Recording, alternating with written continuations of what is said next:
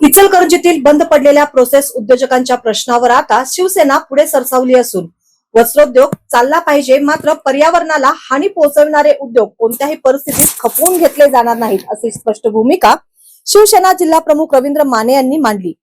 Process उद्योजकांच्या शिष्टमंडळाने त्यांची आज भेट घेऊन शहरातील गंभीर औद्योगिक परिस्थितीची माहिती दिली।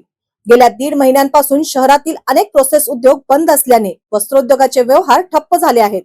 उद्योगधंदे बंद पडल्यामुळे हजारो कामगारांच्या रोजगाराचा प्रश्न निर्माण झाला असून कामगारांचे वेतन, त्यांच्या कुटुंबाचा उदरनिर्वाह आणि उद्योगधारकांची आर्थिक घडी विस्कटली आहे।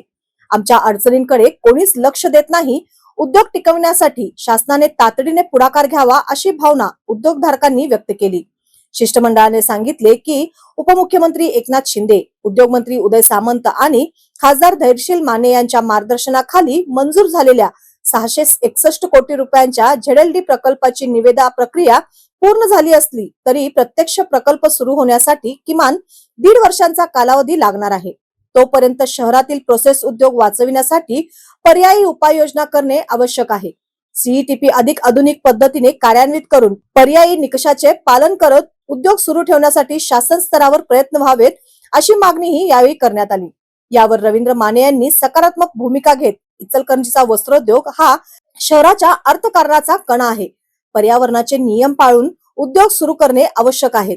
उद्योग व कामगार अडचणीत येणार नाहीत यासाठी आम्ही शासन स्तरावर पाठपुरावा करू, असे सांगितले। तसेच लवकरच पर्यावरण मंत्री आणि पालकमंत्री यांच्या समवेत बैठक आयोजित करून प्रोसेस उद्योगाच्या अडचणींबाबत तोडगा काढण्याचा प्रयत्न केला जाईल, असे आश्वासन रवींद्र माने यांनी उद्योगधारकांच्या शिष्टमंडळाला दिले।